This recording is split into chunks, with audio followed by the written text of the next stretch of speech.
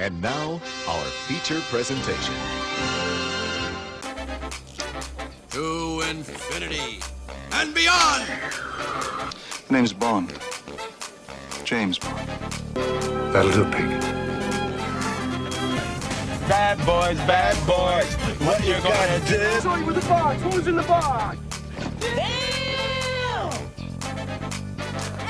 Get off of me! Ugh, A lot of people go to college for 7 years. I know. They're called doctors. Houston, we have a problem.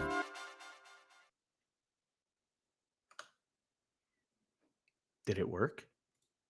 It did. Look at him. Whoa. Hey. Who is he? Is this Gene Hackman? Oh, you're muted, bro. I muted you. You can't even talk. No, you're not muted. So you better talk to me soon. We got Gene Hackman here. Oh, nope. Let me unmute and then we'll try it again. Hello? Hello. Here it goes. Gene. Hey. What are you What's doing? up? This is, a little tribute to my man. Rest in peace. Rest in peace, Denzel Washington. I gotta chew on this as long as I can, which probably won't be very long. Are you gonna get sick? Hey, Maybe. Hopefully. Are you a cigar guy? No. Me neither. Never I don't been. like it. I've never been a cigar guy. I think I would rather chew on them than F, Marry, Kill already. Wow. Out of the gate. Wow. That's crazy. Chat's hot today. Look out. That is hot today. I love it. We've got cigars. We've got Gene Hackman dead. We are ready. Welcome in, everybody, to 52/1995. This is your live movie conversation podcast where we dive deep, hey, topical, into the movies of 1995. I'm your host, Cody, and I'm thrilled to be joined this week by my fantastic co-host, Joseph. 2 in a row, baby. Can't get rid of me. Can't get rid of him. I love him. If you're tuning in for the first time, this is not normally how things start, but sometimes we have a little bit of fun.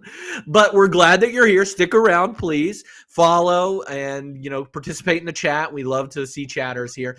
But let me tell you a little bit more about what we do. So every week, 52 weeks to be exact, we explore a different film from the year 1995, whether it's a classic hit, quirky gem, or it's an action adventure, or it's sad and depressing. We dive into those. Into this year's important releases. Again, we're diving. This is very topical. Very I didn't plan this, It just happened organically. Or it's written on the script in front of me. We discuss them in detail, and then I chat with my guest host about their thoughts and experiences with the movie. Our current theme, we do themes on a monthly basis, or sometimes I'll split up the month. But this month's theme is explosives and expletives. And today's movie of choice is Crimson Tide. But before we jump into this week's movie, let me ask Joseph a couple things. Joseph, was this the first time you've ever seen this movie? I think it was. In full.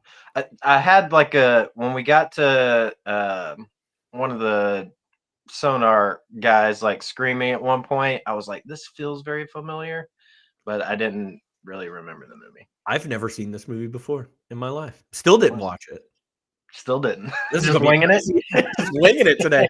No, Nice. This was my first time watching this movie, and I always enjoy a good first time watch, because it's a surprise. I have no idea what I'm getting into with this. And you actually don't have it on VHS, so I don't. I didn't even push in what I was supposed to be watching right now. wow. I know. Ugh. I had one queued up though. It's back there. Bridge Which on the was? River Kwai. Okay. For reasons. We'll get to it. Would you, let's say, do you think they could remake this movie? 2025? At this point in 2025? Yeah. Might be a little too soon. A little testy, Yeah. yeah. too much going on in the world for us to be like, too much going on, too many dead genes. Too many dead genes. Too much going on in Russia for us to really push the buttons on. Yeah. Maybe not today. Maybe tomorrow. Or maybe today. You know? I think I could see it, and we could put Seth Rogen and James Franco in it. Yes. But who's That's the Gene film we Hackman? need. Who's Gene Hackman in that? Seth Rogen? Yeah. It's gotta be. I mean, I don't love do his laugh. I can't do it either. No, it's okay. Okay, so let's talk about this movie. Details about this movie, and then we can talk about it some more, and you all can, fill in with all your crazy things that you're saying in the chat, like F, Marry, Kill, or submarines don't go that deep, or remember when all those rich people died in that submarine? It imploded. Akula. Shark. That's what that means. All right. So this movie's called Crimson Tide. It came out May 12th, 1995. It is directed by Tony Scott and written by Michael Schiffer. And there's a little bit more trivia about the writing of this movie. The cast is pretty awesome. A great cast for this. There are no women in this movie. There is one woman in this movie. She gets one line, and that is it. Yeah, the wife. The wife. She says, I was like, who? Hi.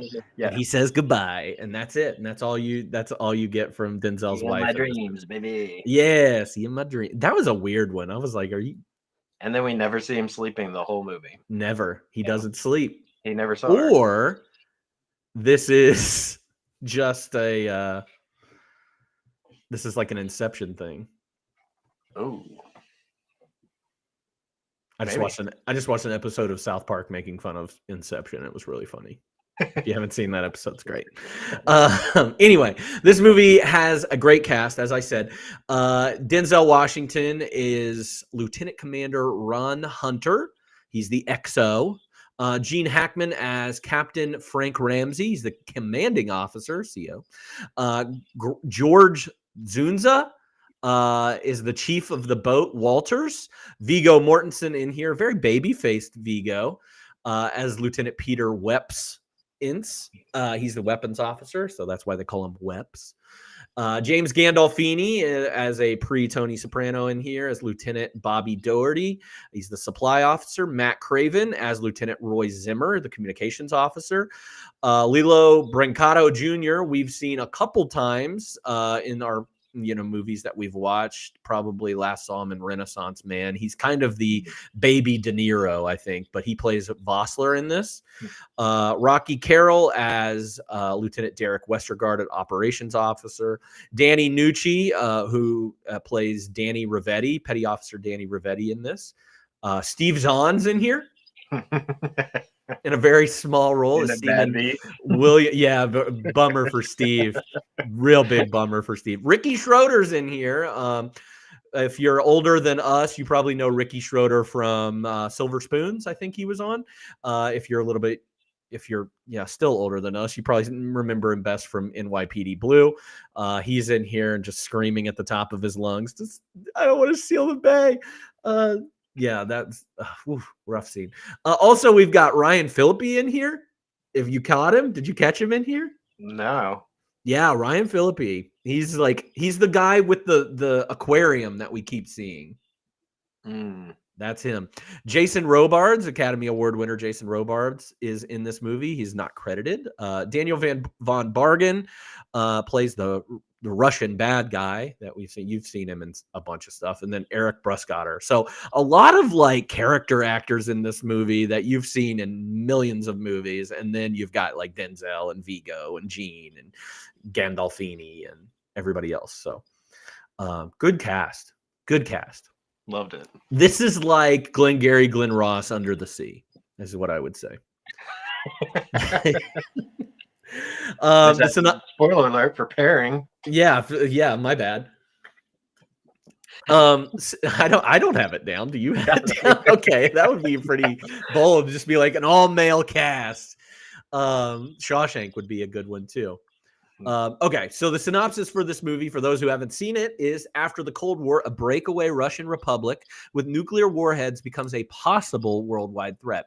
U.S. submarine Captain Frank Ramsey signs on a relatively green but highly recommended Lieutenant Commander Ron Hunter to the USS Alabama, which may be the only ship able to stop a possible Armageddon. When Ramsey insists that the Alabama must act aggressively, Hunter, fearing they will rather than stop a disaster, leads a potential mutiny to stop him. This movie had a budget of $53 million and a box office return of $157.4 million, making it the number 11 movie of 1995 of the 1995 movies. Nice.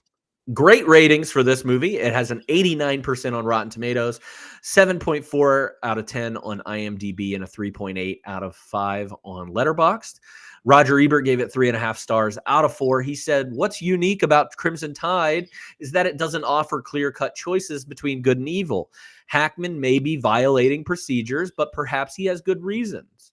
Washington, fearing to unleash war, may leave his country unprotected. Even the ending is intriguingly even-handed. This is the rare kind of war movie that not only thrills people while they're watching it, but invites them to leave the theater actually discussing the issues." Janet Maslin, not as happy about this. She says, "Isn't there something awfully satisfying about the throbbing missiles and cathartic explosions that constitute this film's main excitement? Maybe so, but nothing else here delivers comparable thrills." Harsh. Janet, she's a harsh one.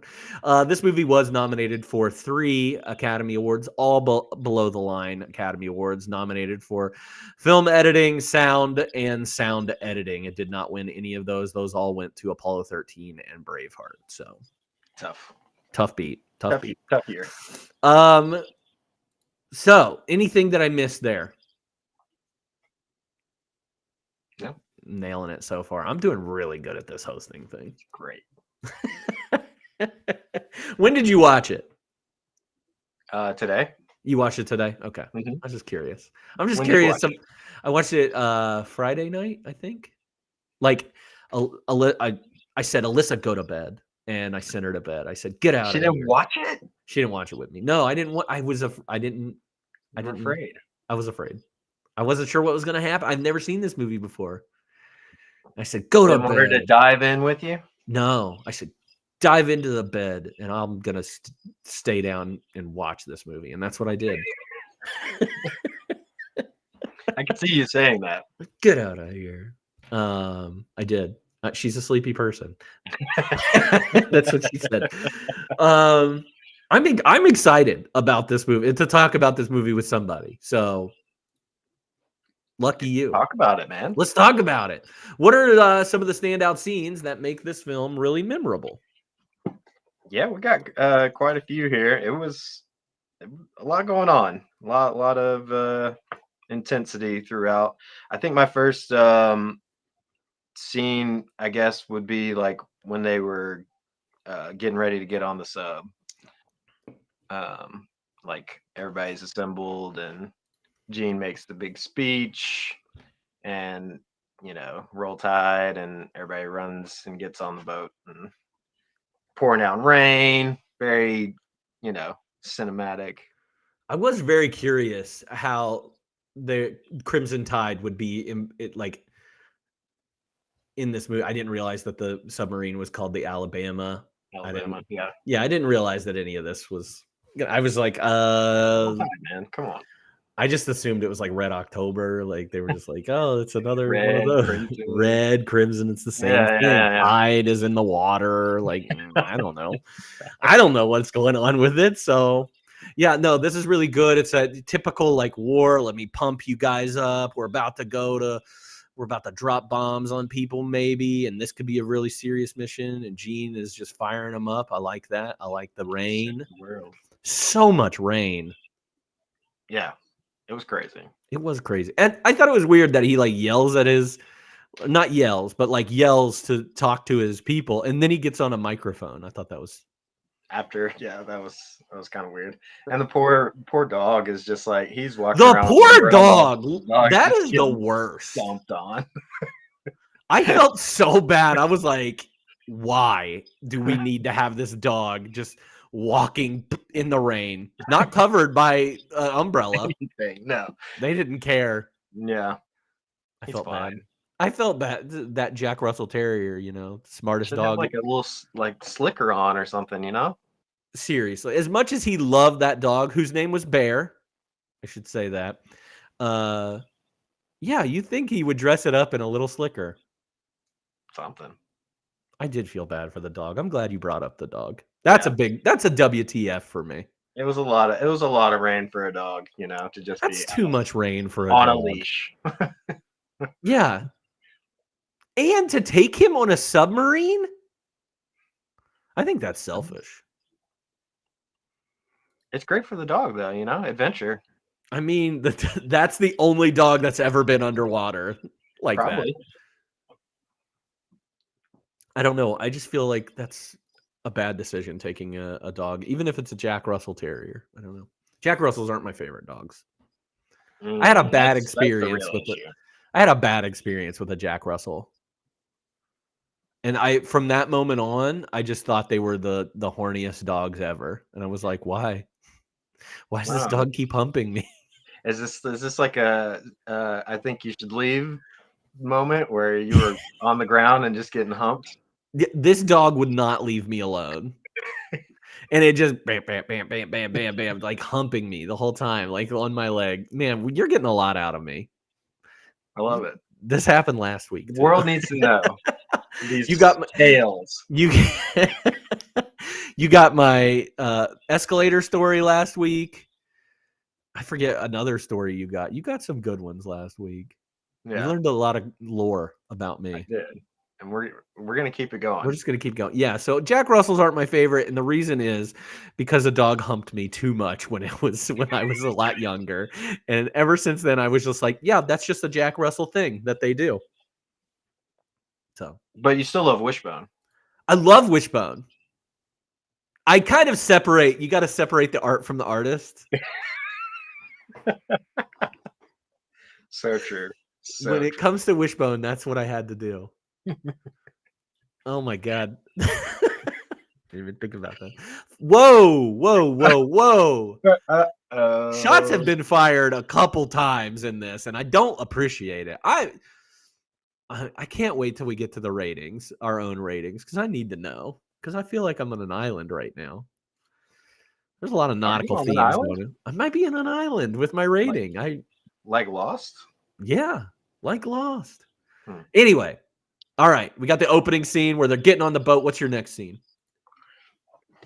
I guess the next thing I had down was kind of the shortly after they got, I think it was immediately after they got on the sub. I felt like the whole like sit down conversation about like war and like, ooh, that is a good scene. Quoting some guy. Yeah, I forget who they're quoting. Hunter and Ramsey were like kind of going back and forth about like their view of war and like the enemy and things like that. I thought that was a pretty important scene to kind of like set you up for their ideologies and how there is a good chance that they will clash later on in the movie, which is exactly what we get. So and we've been getting that like peppered in even from their first like meeting. Whenever they're like getting him in there or whatever, we get a little bit here and there. But yeah, this is the first like real scene where he's like, I don't want war at all. War is awful. And Gene Hackman's like, I'm just here to push buttons, baby. Yeah. It's very much that like old school kind of just do what you're told chain of command versus like, oh, maybe we try to do what we can to not, start a nuclear World War III. Yeah. And yeah, kind of sets up the butting of heads for the movie to come. Yeah, good important scene. You get to see kind of the crew's reactions to this too, with all the bit, a little bit with the officers and everything. We already kind of know at this point, like after him talking with Weps, that he's like, hey man, just do what the captain says, like just follow every order, like that's how you're gonna get along with him. Don't kiss his ass, just do what you're supposed to. We also have that scene, I think it's before this, where they're like sitting on top of the boat. You've got your cigar or whatever. They're on top of the submarine, and they're he's like, don't kiss my ass, man, and we'll get along fine. That's why we have problems with other people. Just do what I say and don't just butter my biscuit, kind of thing. So you have to keep that in the whole time. I can't do it. I'll bring it back for the Gene quotes. How about that? Okay, sounds good. The next thing I had after that was the kitchen fire. Crazy kitchen fire. Crazy kitchen. I thought I was watching Backdraft. That was a huge fire. I mean, surprised the movie didn't end there and just the submarine blows up. Yeah. And what should be. I have that dog. It was out of control. It was out of control. It seems like those guys have never been in a kitchen before. Just the biggest fire you could ever see. It gets contained. But during this fire, Gene Hackman's like, all right, time for a weapons drill. Let's do this. Yeah. And that pisses off Denzel Washington because he's like, hey, shouldn't the captain come down here and make sure everything's okay before we start a drill? And Gene Hackman replies with like, no, this is the best time. It's chaotic. Do you think we are, doing weapons when everything's good and hunky-dory? So I kind of agree with Gene on this. Yeah, there's some truth and merit to what he's saying. But also, like, Denzel is like down there, like handling the fire himself. Yeah. Apparently nobody else could get to this button. It's too hot. That's what they said. Yeah. But not too hot for Denzel. Nothing's too hot for Denzel. True. Denzel's too hot for Denzel. Drills under like high stress situation is like that's life. That's how it actually goes down. So to his point. But in the meantime, a guy dies. Yeah, meantime, a guy dies. I also agree with like I don't think like his death is on them for doing the drill. Like that guy was probably gonna die anyways. So yeah, I do like that Gene Hackman says he's like the fire didn't kill him. He's 300 pounds. That killed him. Yeah. That was like harsh. I was like, maybe I shouldn't go down into a submarine and get in a kitchen fire or whatever, because then I'll die too. Because that's all it made me think of. But then you could have another tale to tell, if I make it. The lore. I would never. Okay. Question: would you ever go down in a submarine? In that kind of submarine? In that kind of submarine, not some like Titanic, explosion thing submarine. A real like vetted actual submarine? Yeah. It would be horrifying, but I'd do it for the experience. One thing, I've never been in an actual submarine before in my life, never toured one of the ones that have been on there. They make it look so big and so small all at the same time. Yeah. Like, I felt like you could do so much in there. I mean, Denzel's doing full, like, workouts. He's, like, running up and down, doing boxing sessions. Like, I felt like it would be cramped and miserable. I don't know. I'm wrong. I mean, you see, like, the travel time throughout the movie to, like, get from, like, weapons back to the command center and stuff. They got to go up, like, 6 flights of stairs and, like, all this. So, I mean, I wouldn't be 300 pounds after being on that thing too many times. Just get Denzel to, like, get you in that boxing regiment, bro. Like, whew. I love boxing. I'm not talking about the James Cameron. I trust the James Cameron subs more than I trust the sub that those billionaire guys died in or whatever. Yeah. I don't trust that sub that you do with like a PlayStation controller. First off, we all know Xbox is a superior controller. No, you don't have the dual motion sensors. DualSense? Yeah, DualSense. I would trust the PS2 controller over the new PS5 controller. He's just trying to fire shots back after whatever was said earlier. You're right. About, I don't even remember. I'm trying to hurt feelings is what I'm doing. You know me. Tit for tat. Tit for tat. Right. All right. What's your next scene? Well, yeah. After that, we kind of hit the meat of the beginning of like the real action of the movie. It's like first we go to DEFCON 3, which I guess as the number gets lower, it gets worse. Yes. Yeah. Don't think I knew before this movie. I thought Me it neither. was the reverse. I'm only familiar with DEFCON from Kanye West tweets, which is probably the best way to be familiar with it. Yeah, it's true. He's okay now. He said he's not anti-Semitic anymore. We're good. Oh no. So yeah, we go to DEFCON 3 first before 2, but 3 is like the Rodchenko dude, the rebellion leader, has like the nuclear codes is what they're telling him on the emergency messages. So they're like gearing up like, hey, we got a preemptive strike potentially. And I think the next level, if I understand from the movie, would be when they see the missiles being fueled. Yes, that's how they know. We have an hour after that to where they will be able to, fire nuclear weapons at the United States. So that's the next level that we get to shortly after DEFCON 2. It's like they're fueling them up. It's go time, people. We got 1 hour to stop it. Yeah. But yeah, as all that's happening, we get some pretty good stuff. Hunter at one point is like approaching Captain Ramsey, like, "Hey, everybody's on edge," like just thinking maybe we can do something to boost morale. And Captain's like, "Okay, I got you." Goes over like the intercom and is like, "You guys don't think you can handle this situation? You can get off now." Which is crazy. I love that he kind of says, like, obviously he's being a dick, but like I love that he's like, get off the boat, see you next time. Which I think means like death, like where they're at, right? Like you can't just really get off. Wait, do submarines have like escape pods?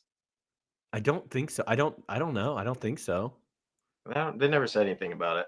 I didn't think they did, but all I know is that 1850 feet is the dead zone for their kind of submarines. Yeah, that's when the whole they don't have the real good thick glass like the other ones. Man, when the submarine was just like free falling and going down and down, I was just like, imagine just being knowing in a coffin, Yeah, waiting for the moment. Just waiting for can't do anything except rely on your boys to get the engines back online. Like it's not like you can go down there and help them. Like right, it's up to them. So shortly after this, they get all geared up. They're all ready. They're we're getting the weapons ready. Everything like Weps is doing his thing and everything. And then a second radio message comes through. But they're fighting with this. They're also trying to hide from this Akula, right? I think that's right. Yeah. And their communications get cut off. And so the second radio message gets cut off right in the middle. So they don't know what that second message says at all. And there's a lot in this movie. There's a lot of like protocol, I would say. Like you have to do this, this, and this in order to confirm a message. Like they are very thorough when it comes to that. But when it comes to a half message, doesn't count. Nothing. Hey, sorry. Unauthenticated, can't do anything about it. So Gene Hackman's like, we're firing these missiles. And that's when Denzel's like, whoa, what if that message says that they surrendered? What if that message says, not to fire at all costs, And Gene Hackman's like, well, I don't have that message. So we're going to fire. And thus begins the next hour of this movie. Yeah. Which is the most intense hour I've ever sat through in a movie. It is. Even like as this is kind of building up to this, like when they're like trying to locate this sub that has just popped up on their sonar, and also like Hunter like convinced Captain Ramsey to launch the radio buoy so they can try to get the message without going up to periscope depth, and then that fucking winch ruins everything. Oh my god. And then the Akula finds him, right? And like chases him. Yeah, well, as soon as that winch like made this horrific noise, the Russian sub found him and immediately fires. Like no hesitancy. They line him up and but good thing they have those like countermeasure things that I don't really understand how they work, but it just seems like fizzy water that they're just throwing out there, and it's like, hey, I don't know how they work. Go ahead. You've had fizzy water before. You know how great it is. I know how fizzy water is, but I don't know what's going on with these countermeasures. I don't know what they are, but they work. Yeah. They throw off the thing. But during all this, and like everybody's fighting, and they're like, hey, we can't launch those missiles unless Denzel says it's okay to launch that missiles, because that's technically protocol. And Hackman's coming at him. He's like, well, you're no longer my XO, so see you later.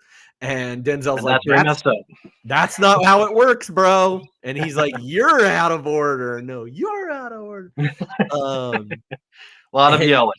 A lot of yelling. Oh, and I think it is so good. Like, this is really good. Like, they're both talking over one another at this point. And, that is oftentimes one, it's very stressful to hear two, characters talking over one another, but it works so well because of these two. I don't know. They're just killing it in this movie. Yeah. And it wasn't like It's Always Sunny level where it's just like just chaos. Chaos. It worked well when they were like yelling over top of each other, and sort of cadence that they established in the it worked so well. It was really good. And then Denzel gets Gene Hackman he gets him arrested, or taken under custody, I guess, and escorted back to his room. So Denzel takes over the boat as he is the new captain, and decides that they're not going to fire these things, and then has to deal with the Akula that's out there that he's got to deal with, which leads to some more craziness that happens during this time. While Gene Hackman just goes back to his room, sits with his dog, and reads up on Denzel. File. Let's see what's in his file. He's just in there stewing in like the least ominous way. A little bit of me wanted that file to like the thing that he got from the file was like, oh, this guy's just good on paper, like Harvard student and Annapolis and all this other stuff. Like, that's all he is. He's never saw combat before. I wanted there to be like a little secret thing that wasn't included in Denzel's file to where he was like competent, but a little. And then by the time I got to the end of the movie, I was like, no, I'm glad that he didn't have that, because it does lead to that like ambiguity of what was right, what was wrong. Yeah. Situation. So I liked it. Yeah. I think they both had like valid points, but I think one is more right than the other. I agree overall, and it's definitely Gene Hackman. He's right overall. Right, should have launched. World War III launched 4 of them. Yeah, should have launched full send. Just blow up all the surrendered rebels, and yeah. Yeah, so this leads to the Akula fight. They eventually find them. The Akula fires missiles. They miss, of course. And then they return fire finally on the Akula and blow it up. But, just in perfect fashion for a movie like this, the Akula manages to get off one more missile, and it ends up hitting the Alabama, and thus causes us to start our sinking scene. you're very familiar with this. You've played Call of Duty. You know what martyrdom is. Like that Mhm. grenade after they die. Oh yeah. You know it was gonna hit. Like You just knew at that moment. So they start sinking, and then you get the bilge room just filling up with water. And this is where our boy Steve Zahn comes in. We've seen him a couple times in passing, but he's like the main guy that's trying to get the bilge room thing. But they're sinking so fast that they decide that they need to lock or seal the bilge room up. And there are three guys down there. Yeah. Trying to do this. And poor Ricky Schroeder is yelling at them. It's like, get out of there, get out of there. yeah. It's Can be done. devastating. Yeah, Devastating it was very scene. sad. It was like the only. I feel like it was like the only part of the movie that was like sad. Do you think that they tried to like ease the tension a little bit more by like basically killing Steve Zahn before drowning him? It did kind of seem like that. Like that shot to the face that he took would, I feel like, was probably going to kill him anyways. Right. That was gnarly. So it's like they took the one familiar face that we have and like soften the blow. Yeah, soften the blow. Maybe. Like take us out of our misery. But no, because we don't really know the other two guys. Like, yeah. maybe. Rick Schroeder seals up the thing, the bilge room. They're dead. Those guys are dead. They're just drowning in this bilge room, and the power is out, and that's why they're sinking too. And they're gonna implode if they make it to 1,850 feet, and they make it to 1,800 feet. I think it was even closer. past 1825. Yeah, it was like within 25 meters. And then the power comes back on, and they're able to, just no big. That's only 25 feet, and they're able to correct that quickly. I don't know. Well, yeah, I don't know how submarines work. You've never been on. Please excuse him, chat. He's never been on a submarine. He doesn't know how it works. I've never been a submariner in my life. I can attest to that. Forgive me for not, getting schooled on this before I. One day, you'll get there. What do you have next? I assume that our scenes will line up. Yeah, it's pretty much. I feel like everything that has started happening since the relief of command is like all important to how the story wraps up. So we get like a reverse mutiny, I guess, or I don't know which one would be the actual mutiny. I think it's a. This one has to be like the real mutiny, right? Like, even though it's the original captain, this has to be the real mutiny because everything else was like according to protocol. And they brought out the guns to make this one happen. So I think that's probably right. Like we have to get Weps. So no, it's Doherty. Gandolfini's character kind of kicks it off. He goes to see the captain. He forces his way in with these little punk ass guys guarding the door. He's like, let me in. Captain Ramsey's like, we got to have Weps because he's got the key to the arsenal on the sub so we can get guns, take this thing back over. So that's essentially what happens after. It takes a little bit to coax Weps, but he ends up caving. And so then they're like, Hunter's like, yeah, we got the sub. Let's get back up to depth so we can get this other message. And right as that's starting to happen, like they come back in with the guns and like, nah, we're gonna go back to launch protocol. Yeah.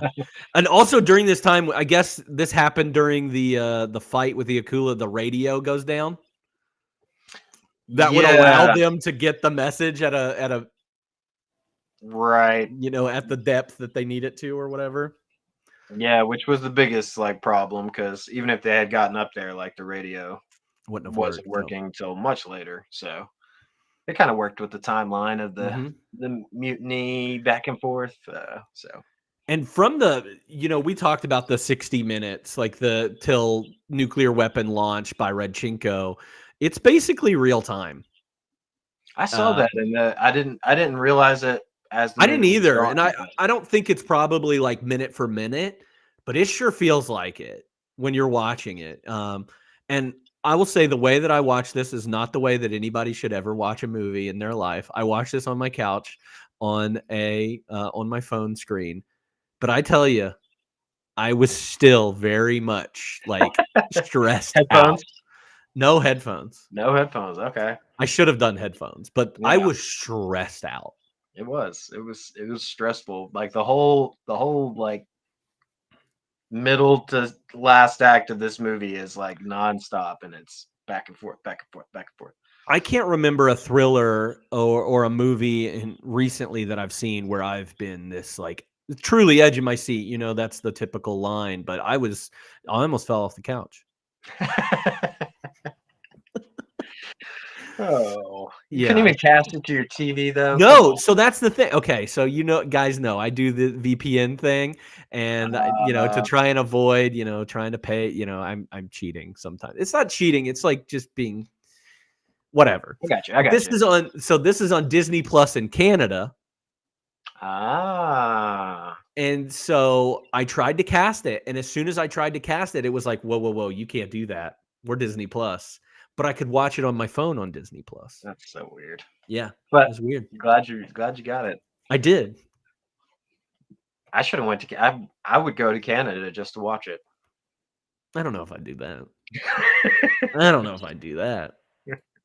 I don't know. Yeah, Mutiny. Gandolfini. Gandolfini starts it off.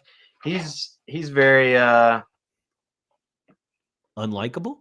Typical Gandolfini. Yeah, I feel like he just thrives in that role. Just like I feel like scuzzy in Crimson Tide, in True Romance, which we watched a couple years ago, and a movie called The Mexican with Brad Pitt and Julia Roberts. I think he's in that movie too. They're all the same character to me. Like, and I hate every single one of them. He's very hateable. He's good at it. He's very hateable. Yeah. Yeah, very hateable in this. Also, The Last Castle. Did you ever see The Last Castle? Mm-mm. It's like a military prison movie. I think it's really good. Robert Redford, James Gandolfini's like the warden, and he's got these like 90s glasses on. Is this like an older movie? It's like 90. Redford, I want to say like 99 or 2000 or something. Okay, so we'll see here in a couple of years. Yeah, in a couple of years, we're still here. So Mutiny, Denzel and his boys that stick with him, one of which is like the captain of the boat, which Cobb, love Cobb. Cobb sticks with him. He doesn't like him, but he sticks with him because protocol. Like, hey, you did the right thing. I don't like you. And not even really the protocol that he thought. It was like, because Hunter tries to think, Denzel's character tries to like thank him after he sticks up for him. Exchange. And he's like, thank me. No, fuck you. Like, I love that. I'm just doing this because he tried to replace you as executive officer, and that's not like a thing. Like, that's not how it works. So that's the only reason I got your back. And he's like, I love that exchange so much. Thank me? Fuck you. Fuck you. Yeah. Fuck you. And then we get like reverse mutiny. Yes. That's which exactly is cool. No, I wrote down re-mutiny. Re-mutiny. Because Denzel, being smart, was like, here's the keys to the boat. I need you. And I'm gonna call on you later because they're gonna re-mutiny me. Yeah. Here later. Big brain. Big brain play. That's 1,000 IQ right there, man. Yeah. And it works out just exactly like you needed it to. So it works out. They have guns. They dress up like, lower ranked officers. They move around like that. They get to the bridge, and that leads to essentially like a Mexican standoff between Gene and Denzel in whether or not we're going to launch these missiles or not. And it is a race against time because like they're trying to repair the radio, and they've got like 10 minutes or less than 10 minutes to like where they're going to be capable to launch these nuclear missiles. And Gene Hackman gives him 3 minutes and says, after 3 minutes, I'm going to launch these nuclear weapons. And that's it. And, race against time. It works out perfectly to where it comes back on with like 30 seconds to spare. And then we get confirmation. But Yeah, he was wrong. yeah, that Gene Hackman was wrong, and that the Russian people actually did surrender, and that it was all good and gravy in the end. And that scene's really good. It is. But Question for you. yeah. Was Captain Ramsey going to kill him after the 3 minutes if he didn't give up the key? I don't think so. You don't think so? You think he was just going to give it up after the 3 minutes? Yeah. Okay. Do you think he was going to kill him? Maybe. I think Gene Hackman's character was pressing him hard too, because that whole conversation that they have, we get the horse conversation, as I'll call it. Horse callback. Also got very like softly racist. Weirdly racist, and like it made it even worse. Like he just pushing him, man. And I think it adds to the character. I would love to know like who wrote that, and if that was like Tarantino influence or not. That whole thing, that was good. But let's talk about it. I got some stuff coming up. But who was your favorite character, or were there some scene stealers? Who stole the show for you? So I went away from like the main two here for favorite character. I think it's a toss up for me between Rivetti, the guy working the sonar, the main guy working the sonar. I loved him. I loved Rivetti. He was awesome. Came in clutch at the end. Also, the whole thing about the Silver Surfer fight was very funny, which I'm sure you'll we'll talk about that. But I also said Vossler, the guy scrambling to get this radio together the whole time, and honestly, the true hero. Really is. Yeah, without him, I really am sad that we don't get a lot from that guy, like outside of the mid 90s, because he's good. He's a good actor. He's great. Yeah. He's like, he seriously is like a baby De Niro. He looks just like Robert De Niro. He talks like Robert De Niro. Like he is baby De Niro. Watch A Bronx Tale if you haven't seen it. It's so good. He's so good in it. It's great. Just fall off. Like, what's his story? You just never hear from. I don't know if he like got in some trouble or something. I think there might be some criminal history there, but yeah, he was in this. He was in Renaissance Man. I remember him in Bronx Tale is probably his biggest thing that he ever did. He's Robert De Niro's son in that movie. It's crazy. Just because he looked like him so much? Yeah, he looks just like him. Yeah, I have Rivetti. I have Vossler down as well. Anybody else? I know we don't usually do this, but I did say least. I had a least favorite character. I really did not like Weps at all. You did not like Vigo's character. He did great. Vigo was great. I did not like the character at all. I mean, I don't have any love towards him. I didn't write him down. I put down Cobb was my third one. Oh yeah, Cobb was good. I loved him. I thought he was really, really good in this. And I obviously Ramsey and Hunter are the powerhouses of this movie, but you're right. Like it's hard to choose a favorite between them, and the side characters are so good. Like Rivetti is so good, and Vossler and Cobb is good. I even like the they're not great, but like the mutiny guys like Zimmer and Gandolfini, like they do good at making me hate. Like I hated Gandolfini. Yeah, I hated him so much. And Zimmer, I hated that guy too.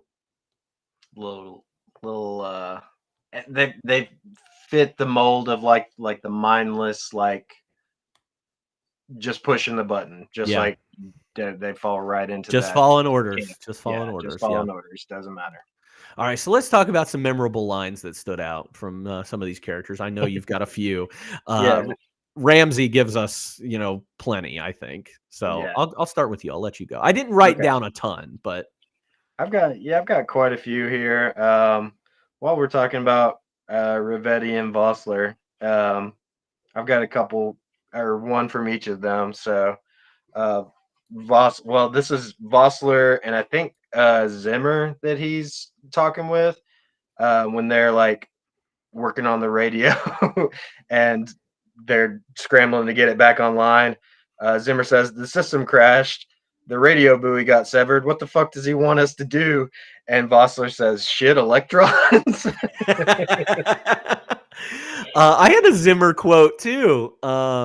Zimmer's saying that's the whole fucking point is that we don't got time. Redchenko is fueling his birds. Why do you think he's doing that, huh? Why? Because you don't put a condom on until you're gonna fuck. Oh yeah, I remember that one now that you say it. Yeah. You don't put a condom on until you're gonna fuck. Yeah, so that's why he's fueling them. That's why we got to do this. And then between Ravetti and like one of his other sonar guys, the other sonar guy says, this is when they're like fighting the sub. He says, God damn it, let's just shoot this fucker. What's the 1,000 yards for? They're trying to get 1,000 yards away so the torpedoes can arm and actually like hone in or whatever. And then Ravetti says to him, because it takes 1,000 yards for the torpedoes to arm. Jesus, who'd you fuck to get on this ship? I was like, damn, that's a bird right there. Yeah. Who'd you fuck to get on this ship? That's great. It's weird that that's a thing. You have to be 1,000 yards in order for your torpedoes to arm. Why wouldn't they just be armed? Yeah, it seemed like the Russian torpedoes were opposite, right? Like they just work.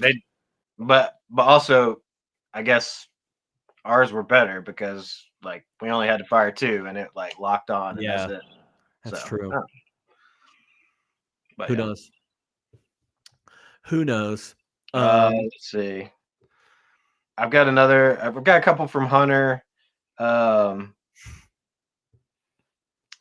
He says, again, talking to Vossler about the radio, he says, get the radio fixed, Vossler. I could have built one by now. Kind of an asshole thing to say, but very funny. Also, what? I was going to say, everybody knows Kirby Silver Surfer is the only true Silver Surfer. He did. He took a side. I love that. Yeah. I also put down Hunter's quote, like from that whole like nature of war scene at the table. He ended it off. The whole like dialogue there between them both is really good, but like the end of it, I thought was really powerful. He's like, in my humble opinion, in the nuclear world, the true enemy is war itself. And I was like, he has a couple of those lines where he like ends a conversation with some like very profound thing. Yeah. I didn't write down any Hunter lines to be honest. That's all I got. Everything else? Everything else? You're in Ramsey? All right. Yeah, all right. Give it to me. Give it to me. Let's see. I don't trust air I can't see. When he's smoking the cigar on top of the submarine. I was like, yeah, all right. Let's see what else we got. I expect and demand your very best when he's riling them up before they get on the sub. Anything less, you should have joined the Air Force. Like, damn, shots fired against the Air which they always do, like between branches, from what I understand. And then the only other one I wrote down, so I'll turn it over to you after this. Early on, horses are fascinating animals, dumb as fence posts, but very intuitive. In that way, they're not too different from high school girls. They may not have a brain in their head, but they do know all the boys want to fuck them. I don't get it. I actually put this as my what the fuck moment. You don't get it? Because I was like, these horses know that the boys want to fuck them? Like, it's the intuition. Yeah, I got it. No, this was my ridiculous moment. It is a crazy quote. I had to put it out there. I had a couple Ramsey quotes that are: you just stick a cattle prod up their ass, and you can get a horse to deal cards. It's just a matter of voltage. Just a matter of voltage. We love horse quotes. We love the horse quotes here. The other one, I have 2 more. We're here to preserve democracy, not to practice it, which is a quote that has been used by people in our own government, which is crazy. That is a real quote from some of the people that are currently in office, or in a cabinet position. Captain Ramsey, this is when he is the initial like fight between them, hey, we're going to fire, we're not going to fire. Captain Ramsey says, Mr. Hunter, I've made a decision. I'm captain of this boat. And then he yells, now shut the fuck up. And it's so good. The most jarring moment maybe of the whole movie. Oh my God. If Gene Hackman yelled at me, I would straight cry, especially now. I would definitely shut the fuck up. If you did it now, we got problems. We got bigger problems. Poor man. That's all I had from that. You had a couple of mine that we stuck over. All right. Biggest laugh, cry, scare, or thrill. I don't know if there's a lot of cries in this movie. I didn't cry. No, for cry, I just said like that whole like sad moment where they had to basically doom those three guys was pretty. Seal the pretty door. Sad. Yeah. It came right after too, like after the whole like original mutiny where Hunter took over. Ramsey makes like a comment like, "Oh, you don't know how to make the hard decisions," and then like 3 minutes later, he's like killing these guys basically to save the sub. So I was like, yeah, fuck you then. I mean, that's the trolley problem of it all. It's like, hey, you're gonna kill 3 guys, or you're going to kill the rest of us. Yeah. What's it going to be? And then we're all dead anyway. So, I mean, right. What are you going to do? I mean, you go with that decision. You kill those men. That's why I'm not in the military. That's why I'm not in the military. So that's why I don't make hard decisions. I barely know where to eat. I don't make easy decisions. Yeah. Yeah. Laugh. The thing that got me laughing the most was the whole Silver Surfer bit. Oh, yeah. That was the funniest part of the whole movie to me. It seems so out of it fit in the movie. It's not like completely out of nowhere, but it is a little bit out of nowhere. It is a little bit out of nowhere, and the fact that they like got to fisticuffs about it too. Like you were expecting it to be something so serious, like when he caught up with him to ask him, and then it's fucking comic lore. It's about comic books. Yeah, we get a little bit of comic books. We get a little bit of Star Trek in this. A little bit of Star Trek. You get to see the influence come out from who wrote those lines, which is from the Ghost Rider. From the Ghost Rider himself. The horses scene stare down, I think, is like one of the most like edge of my seat moments, even though like I know how this is all going to end. I know as a movie how this is going to structure, like how it's structured, and how it's going to end, but I was still like, I don't know what's going to happen. And they both like sat down too. Sat down. They took the time. Yeah. Cigar away, baby. And that's when they start talking. For those people that didn't watch it, there's a scene where Gene Hackman had asked Denzel what he likes to do for fun, and Denzel says, "I like to go horseback riding. I know a lot. I love horses. I love that whole part of it." And Gene Hackman brings it up later, and he's like, "Hey, have you ever heard of this kind of horse?" And he's like, "Yeah, I have." And he's like, "Yeah, they're from Portugal." And Denzel's like, "Nah, they're not from Portugal. They're from Spain, bro." And he's like, "Nah, I think you're wrong." And that's the whole thing. And then like throws in at the end of this conversation, he's like, "Did you know that they're all black or they're all white?" He's like, "Yeah, they're all white." He's like, "Actually, you're all wrong." He's like, "They actually are born black and then they become white." So it's like this really weird, like, oh, we're racist now. And you're trying to get at me. You're trying to get me to budge. I liked it because that's after the fact that Denzel just got punched twice in the face. Yeah. It didn't do anything in response. So Gene Hackman's just prodding him. Yep. He's trying to stick that cattle prod up his ass. He is trying to get him to deal cards. Deal he ain't cards. dealing. Anything else? No, I mean, the whole best thrill, like you said, it was so gripping throughout most of the movie. Like you could just say pretty much the whole second half of the movie. Yeah. Ridiculous moment. What the fuck? The dog pissing wherever it wants on the submarine really threw me off. I'm like, man, come on. like people are walking here. Like he's not just pissing wherever he wants. as, Yeah, like, there's got to be like a place where like water goes to drain. Like it's come on. come on. Come on. I agree. That all of the dog stuff is ridiculous to me. Yeah. The dog in the rain, dog on the sub. The dog at the end when he's just got some sailor lackey just holding him on Just the holding leash in the lawn while he's in Innocent there, bystander meeting. dog. Yeah. Just mind his own business. Like I said, the Gene Hackman comments about how high school girls are stupid, but they all know that the boys But just wanna fuck intuitive. 'em. They're stupid, but they're intuitive. Yeah, you're right. Right. Yeah. All right. Best music moment or recognize the score for what it is. It's your Whoa. boy. Yeah. It was good. This is not It's his- good. Yeah, it was good. I was into it. It's not like his best work in my opinion. but- Okay, it's not his best work. I agree, but this is Hans Zimmer score. The thing I liked about it is the like, which is not necessarily typical of Hans Zimmer, is like the choral stuff that goes along with it, like the choral arrangement that is yeah. sung over it. Like I really like that.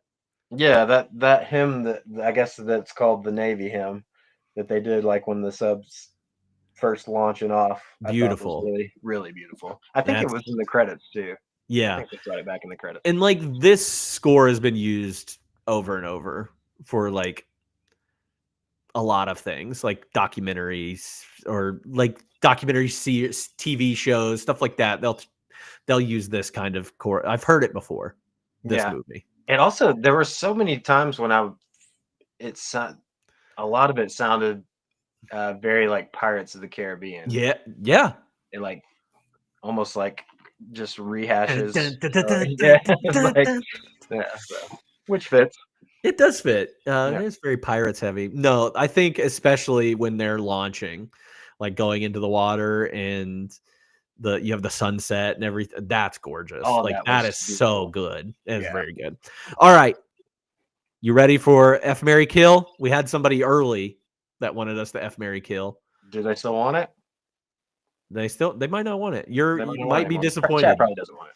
You might be disappointed in this F Mary Kill. There are, not a lot of characters that maybe we want to do any of these things to. So I'm going to give it to you this way: a submarine, Okay. fighter jet, or a tank. F Mary Kill. Okay. I'm just going off of like associations with these three different things. I'm gonna say fighter jet is my F.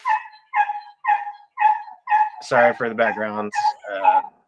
That's the dog going down in the It's submarine. Bear needs to get off the sub. So, Hobbs. sorry. Okay. No, you're good. You're good. Hey, back off.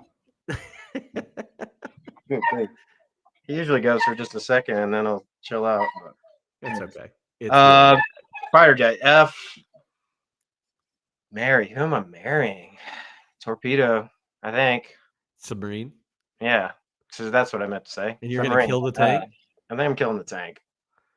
Tank's So kind of you- boring. Oh, okay. It's just like Slow. slow, boring. I think I agree with you on the tank. I think I'll kill the tank. I might swap the fighter jet and the submarine. I think I marry the fighter jet and I F the submarine. I think fighter jet is just fast and loose in my mind, So that's a good. I'd like fuck. to. I was just thinking about the submarine just being constantly wet. That's a good point. And but it is Literally. but a submarine is very phallic. Yeah. Yeah, I don't know. Sure. Sorry, this got rated R real quick. You didn't think it Rated could. R. You didn't think it could get there with these inanimate objects that have no souls or life. Victim. Dang, I was hoping to marry Denzel, but whatever. Did you have one in your mind that I was going to do? Well, I just figured Denzel would be in there, and I just want to marry him. So Just marry him. I'm marrying you. yeah. All right. Now I'm going to make you choose. You have to choose. Okay. Who gave the best performance? Dang, I don't think I did choose on my notes. I think I said both of them, didn't I? Okay, so we got to choose on the spot here.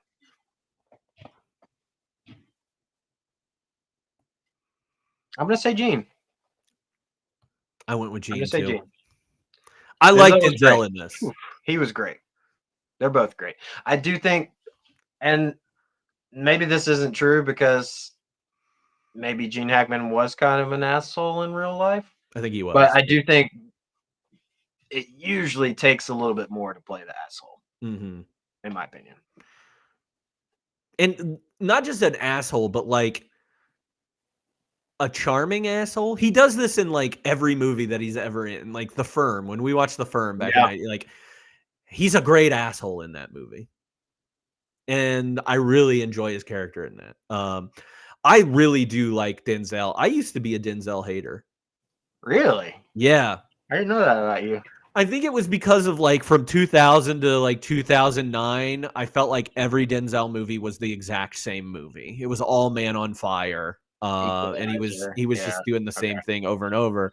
I've since went back and watched a lot of Denzel movies. I love Denzel Washington. He's incredible. And I actually really like him in this. I think he does a great job in this. One, you go toe to toe with Gene Hackman's asshole, captain character, but he's also playing like very subdued. And he's not like, super angry. He's very methodical in everything that he's doing. I think there's a nuance to his performance in this, but I do think that Hackman was my favorite, or it gave the best out of it at all. All right. It's close. Is very close. All right. So if we were to recast this movie for 95 or 2025, what would you do? Okay. I got a few. I just have a couple for 95. So I've got a Hunter Ramsey pairing, kind of based off of what I read about potential castings. I thought it would have been very good as well. Brad Pitt as Hunter, Al Pacino as Ramsey. Apparently, I saw was that. supposed to happen at some point, and I was like, okay, I'd be into that. I could see that. It's like heat level Al Pacino. Yeah. It'd have been good. Yeah. But and then for 95, the only other two castings I had were I just tried to think of some other people who could be an asshole like Ramsey, and I came up with either Ron Perlman or Ed Harris. Ooh, Ed Harris is a good one. Yeah. Ed Harris is really good. In The Rock, I think of him in The Rock in this position. Yeah. What about Tommy Lee?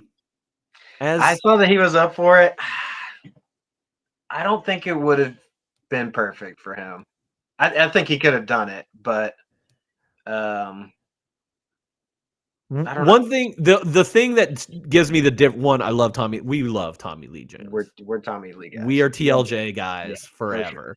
Sure. I think like Hackman does this is because of his height. Like there's something about Hackman's height that makes it work better. Agreed. And I think Tommy Lee is a little bit short, and that might be the problem with it. But yeah, I think it's a height thing.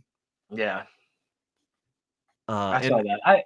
I mean, I'd be okay with it, but I think there's better roles out there for him. Yeah, we'll see him. We'll see him. We'll see him again. At least one. What about Lawrence Fishburne as a replacement for Denzel? Okay, I can see that. I think that would be good. He can definitely be like composed, but yes, that's what I was thinking. I firm. like the composed part of Lawrence Fishburne. Yeah. I like that. Yeah, I like that a lot. Okay, other like Denzel. I was listening to a podcast recently, and they were talking about this kind of time period and like who were the hot actors at that time. Yeah, Denzel is on there. Tom Cruise is on there. Tom Hanks is on there. Of like these guys that would be in. So could Tom Cruise or Tom Hanks be the Denzel role? I mean, they could. I think Tom Cruise could. I don't think Tom Hanks could do it. I wish he would though. Like, This is a kind of role that I would have liked to have seen Tom Hanks in. I think he's a little too Nice. maybe. Is that the word I'm looking for? Yeah, I guess so.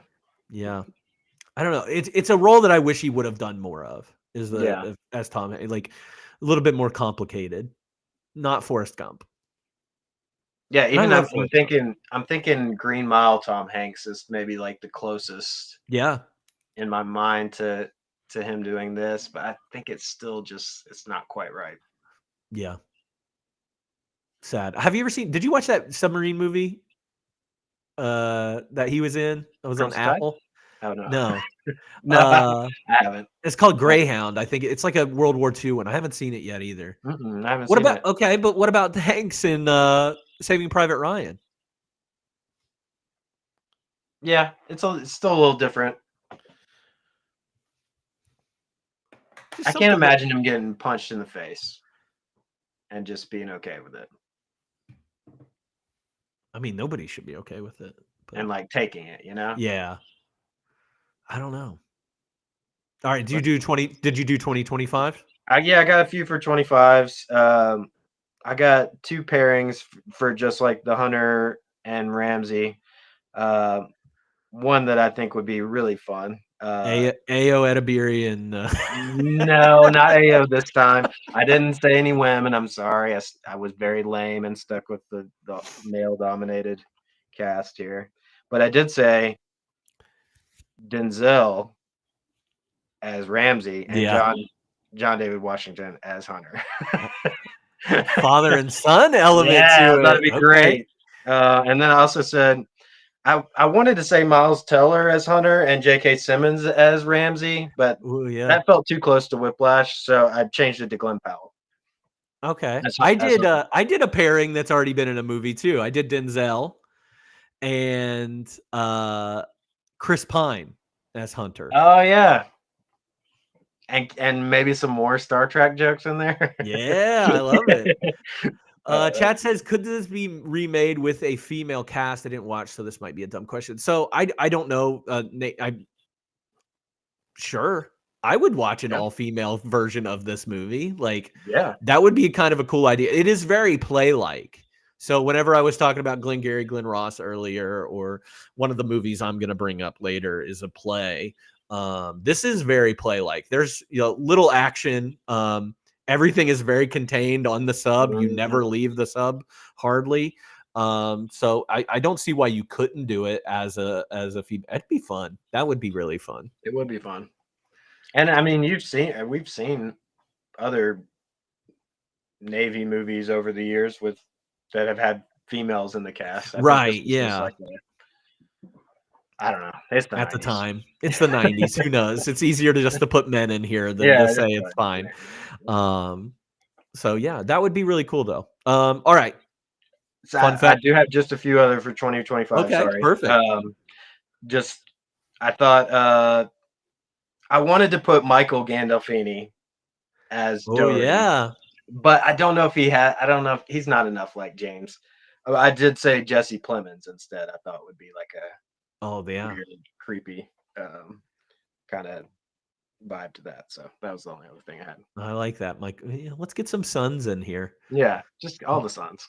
Vigo's son. Let's get Vigo in here. Vigo might make a good Ramsey. Yeah, he could. Something to think about. I'd be into it. You would be. All right, let's go into fun facts about this film. All right. Do you got any that you just got to get off your chest? I got a few. Apparently, those horses that they were talking about are not Spanish or Portuguese. Right. Which I thought was that intentional. You think to like kind of like play to like they're both kind of right, but they're both kind of wrong. When I first saw this, I thought Denzel just went along with him at first, like acted like he was just like. I was a little confused when they started talking about these Lipizzaner, whatever Lippies, stallions, the Lippies. the Lippies, because it seemed to me that Denzel or like Gene Hackman was trying to catch him in a lie or something, and then like Denzel just went along with it, but then he comes back with the facts about it. I don't know. It was an interesting conversation. Yeah. There was no cooperation from the U.S. Navy for this movie. They didn't like the whole like mutiny aspect of it, but they did get help from the French Navy, who let them use like a submarine and an aircraft carrier. Which is crazy. The aircraft carrier Foch. Foch. Which is almost the bad guy's name from last week, isn't it? Foch. Yeah.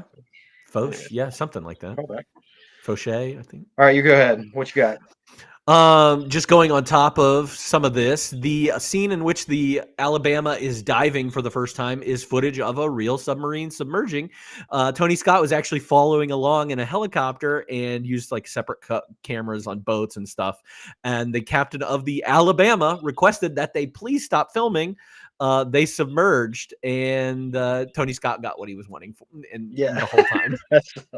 He was like, "I just want you guys to go underwater, please. Thank you." Thank you. So it was a beautiful scene, and It was cool. It was real. Kudos to them for getting that. This movie is based on real events that happen, not necessarily United States, but concerning the United States. But this is based off the Cuban Missile Crisis and the Russian submarine that was going to launch weapons at the United States because there was some like miscommunication there, and they finally convinced them to surface, and then they found themselves surrounded by United States destroyers. So they averted nuclear war back in the early 60s. So radio good job. Communication is so important when you're yeah.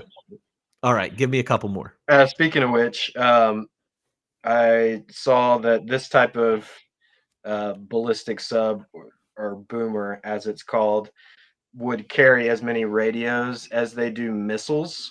So not very plausible that one radio would have like gone down and created this whole situation. What else we got here?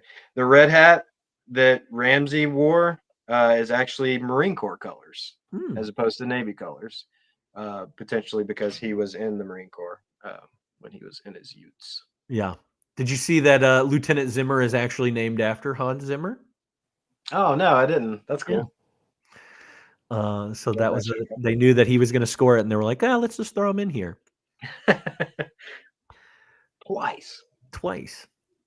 Let's see. Oh, speaking of, well, that's not really a cameo, but the original commanding officer of the USS Alabama, Skip Beard, is in the movie. Has a cameo.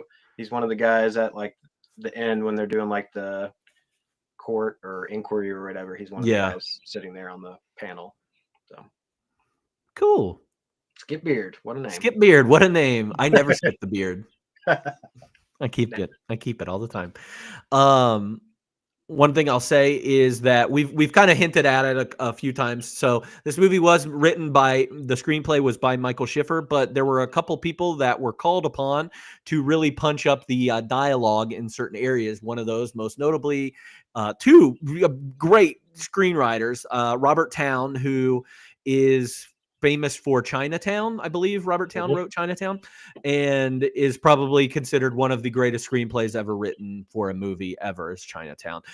He was called by the producers regarding the scene between Denzel and Gene Hackman, specifically the first time that they're talking, whenever they keep referencing war and that guy that the table said, at the table while they're all those. But Quentin Tarantino was also added to this. He had previously worked with Tony Scott for True Romance. And so you can kind of see all of the little influences that Tarantino's in, whether it is a scene about comic books and Silver Surfer or Star Trek or other submarine movies that they talk about in this. Those are additions by Quentin Tarantino in this movie. And I think it works. It's really good. I do too. So adds a little something. It made so much sense when I found out that was Tarantino influenced. I was like, oh, of course.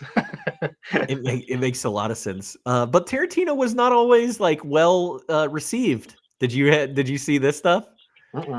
So according to Premiere Magazine, when Quentin Tarantino visited the set, Denzel Washington confronted him about his use of the N-word in his films. Tarantino got embarrassed and wanted to move the conversation to a more private area, and Washington said, "No, if we're going to discuss it, let's discuss it now." And so he did it in front of a bunch of people. And later in 2012, Washington said that he had contacted Tarantino a few years after that production and apologized for embarrassing him, saying, "You're going to walk around with the grudge the rest of your life," or asking him, "You're going to walk around with a grudge the rest of the." He's called Tarantino a fine artist, and Washington's daughter has worked with Tarantino at that time because of Django Unchained. So called him out, though. Called him out on set in front of everybody. That's crazy. But I've never heard of anybody. Yeah. Good for Denzel, but man, didn't stop Tarantino. I'll say that. Oh, definitely not. We see that for sure. That man loves him some racism. Loves it. Loves it. You got any more? A couple more? I've got one more. Or no, I've got two more. This was the same like hydraulic big pivoting set that they used for the Hunt for Red October a few years prior. So like the shots where you're seeing like, you know, people moving due to the submarine's angle, it was like an actual like pivoting big set, which I thought was pretty crazy, as opposed to them just like figuring out something with a camera. But and then the other thing I wrote down was apparently in 1995, these type of missiles that the Russians would have had, the ICBMs, would have had been stored with like a solid fuel already in them and ready to go versus like needing to be refueled. So technically, I think they could have, like, if it was true to history, they could have just launched them as soon as they got the codes. Yeah. That would have ruined the whole movie, though. So. Yeah, we wouldn't have had anything to do. We would have launched and started World War III. Yeah, we wouldn't be here today, probably. Right, you're right. Let's see. Anything else that you had? I have one more. That's all I got. The other thing, Denzel Washington took this role because he wanted to have an opportunity to be in there jousting with a master. So a lot of respect for Gene Hackman there. And you've seen this time and time again with a lot of actors. They want to work with Gene Hackman because he is considered like the guy. Like he is an actor's actor. Like he is the man. So jousting is a good way to put it too. Yeah, I like that. Well, like a fine wine and dish, if you could pair this with another movie for a double feature, what would you choose? Okay, I've got a few here. Some of them are regular. Some I do have one crazy one, but bear with me. Okay. I threw in a couple of, submarine movies: K-19, The Widowmaker, U-571, Hunt for Red October, which we already mentioned. I also thought 13 Days. I don't know if you've ever seen that, about the Cuban Missile Crisis. That's the Cuban Missile Crisis one. Yeah. It's kind of more from like the political side of things with like the president and the decisions and everything, but had kind of like that same like just tension the whole time, like leading up to the actual events of that. As far as like preventing a nuclear war, the new Mission Impossible movie, The Final Reckoning, is actually a pretty good pairing. A lot of similar things going on there. So anybody who hasn't seen that and wants to, good pairing for this. And then I have my crazy one, kind of connected to our 52 universe here. And we're going off of the thread of an actual dog that's named Bear in a movie. The name of the dog in the movie they portray is Otis, and it is the son of The Mask.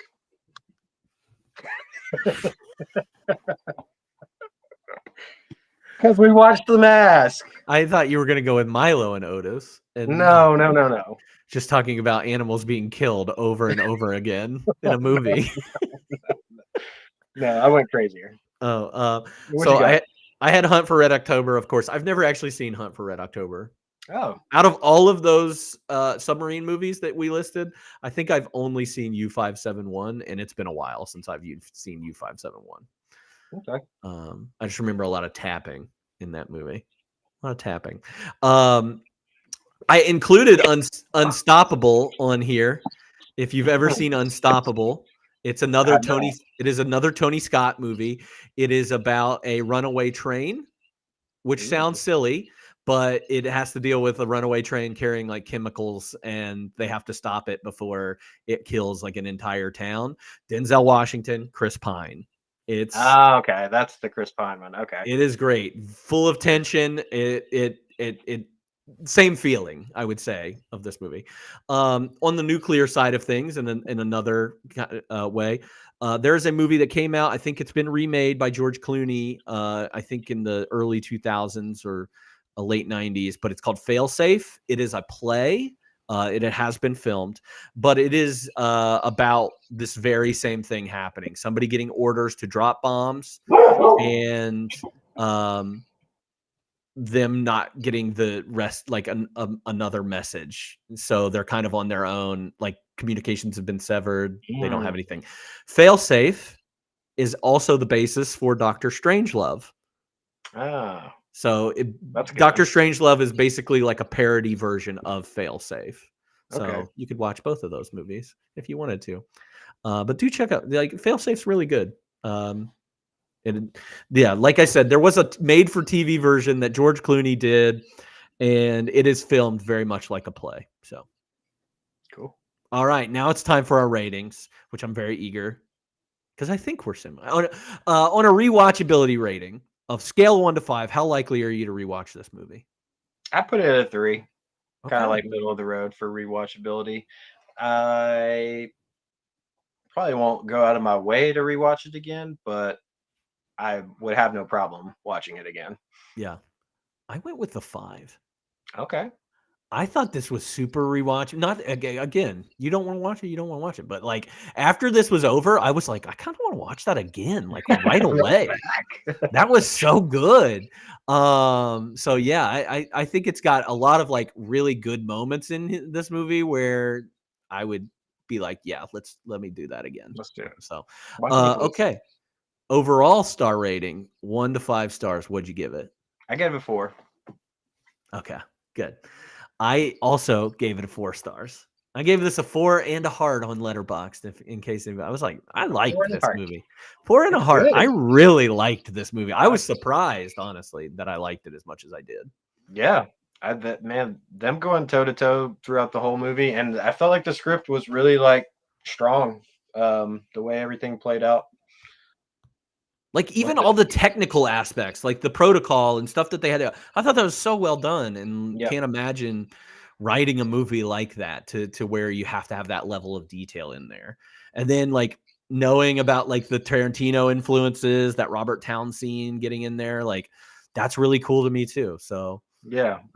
And I it loved didn't feel overburdened with Right. like any sort of like technical aspect too. Like you see everything like very chain of command and like them taking the time to, authenticate messages and everything, but it didn't feel like, okay, moving along. We get Yeah. it. It doesn't let up either. You get into that last hour and it does not let up. It's- it's You're in. nonstop.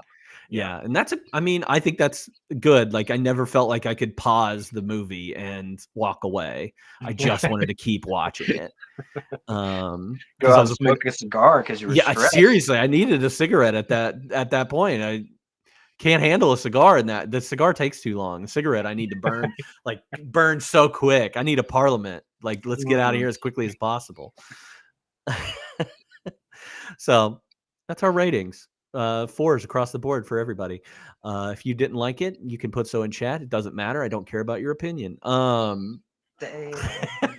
Just kidding. Hey, Joseph, thank you so much for doing this back-to-back weeks. I really appreciate you. But before we wrap up, I know you've seen movies because you've gone to the movie theater a couple times this week. Any recent movie recommendations from things that you've seen? Yeah, I got just a couple. I did go see Bring Her Back, which is the A24 horror movie. Same people that did Talk to Me, right? Talk to Me. Yes, Yeah. thank you. I was about to blank on that. It was quite good. Very very slow burn. But by the end of it, it was the last act is pretty crazy. Highly recommend that if you're a horror person, and don't mind the slow burn, which I feel I won't soapbox, but I do feel like there's a very impressive subgenre of horror that it's not just all like jump scares and things. It's like that Yeah. slow build to like just really disturbing you. That's what it was. So go see that if you like. I also saw a movie called The Ballad of Wallace Island, Okay. which is something that I missed in the theaters earlier this year. It's on Peacock now. Very, very mellow. I think it's based off of like a short film from like 2007 by these guys. And they did it as a full length, brought in Carrie Mulligan, which I think you love her as well. And it's about this artist getting brought to this island, this remote island for like a show for just this one guy. He's like rich and brings him out here on this gig that he thinks is for like more than one person, but it's really just one guy who just loves his music. But it's very like genuine and very wholesome. It was very good. Very much the opposite of Bring Her Back. But if you're looking for just like a nice, fun, gentle watch, Yeah. highly recommend.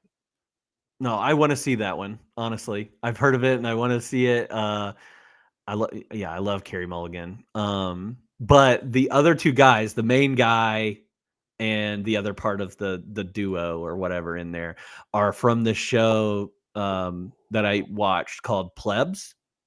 Yeah. And they're both in there, and one of them is pretty much responsible for Plebs, I think. Tom Basden, I think, is the guy's name. But he also went on to be in that Ricky Gervais show that's on Netflix, Afterlife, I think. I don't know that. Whew. That's a rough watch. Not as in a bad watch. It is a hard watch. Like, it's very funny, but it is one of the saddest shows I've ever watched. So, but no, I've really wanted to watch that Wallace Island. I'm glad that you got the recommendation. Yeah. So good. What about you? The only two movies that I've seen since last Sunday are Pee-wee's Big Adventure. Highly recommend. Highly recommend everybody watch Pee-wee's Big Adventure. I was building myself up because I'm going to watch the documentary that's on Max, HBO Max. So that's like 4 hours of my time that I will spend watching about Pee Wee Herman. And then I made a list, not a maid. I didn't make her watch. She wanted to watch it, but it's Wet Hot American Summer. The movie. The movie, yeah. Nice. I purchased it. I was like, I've tried to find this movie too many times on streaming services. I'm just gonna buy it, so I bought it. And we watched it last night, and she enjoyed it. And it is so fun and stupid and wonderful, and I laughed very hard. It makes me laugh so much. Paul Rudd's so funny. It's great. That's it, though. I think that's all I've watched. Those are good ones. I know. I'm sorry. I'm disappointing you in my movie watching. I just had to. I feel like I'm disappointing you always. You're not, ever. So get it out of your head. Okay. Well, if you have any recommendations, or if you want to see more recommendations from us, well, you can get all that information by joining our Discord server, and links are below, I believe, in the link tree. You can also follow us on Instagram. That's where I post when we're going to be airing our episodes. Sometimes they are not always on Sundays, or, you get a lot of information there. So check that out.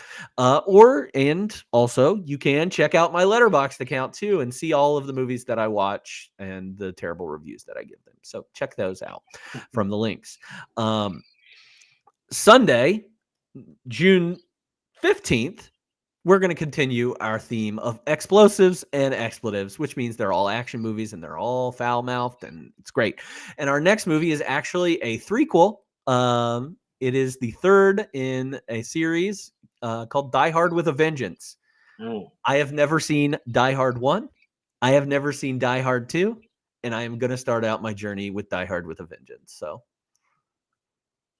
lucky for everybody You're here. lucky I just finished my drink, or I would be doing an actual spit take right now. That I've never seen Die Hard or Die Hard 2. No, that you're just starting. I'm starting with 3. Yeah, that you're starting with 3. Oh, well. It's become a point of pride that I haven't seen Die Hard at this point. I'll watch Die Hard 2 before I watch Die Hard 3. Fine. I do it just to piss people off. It works. It works. Also, we do an extra credit theme every month. We'll be doing that June 25th at 6 p.m. We're watching 4 movies, and our topic is Indie Darlings, where all of our movies are indie movies that caught a lot of love during that year. Those movies are Party Girl, Safe, Kicking and Screaming, again, not the Will Ferrell version, and Brothers McMullen. So these all came out in 1995. Check those out if you want to participate in that extra credit stream that we do at the end of the month. So check those out. Also, we have started a new month in 52/1995 music. That is all debut albums. We did our first one this Saturday, dealing with some traveling with the Blink-182 Cheshire Cat album. Join us Tuesday. We're back on schedule for that. And you can look for Instagram again for a start time for that. But this Tuesday, the album is AM by Wilco. Very popular band Wilco. This is their debut album. So check that out. And I think that's everything for us here. So thank you for tuning in. Thank you, Gene, for joining us on this and telling us that Kirby Silver Surfer is the best one. We'll see you next time on 52/1995. Time for that outro. Yeah.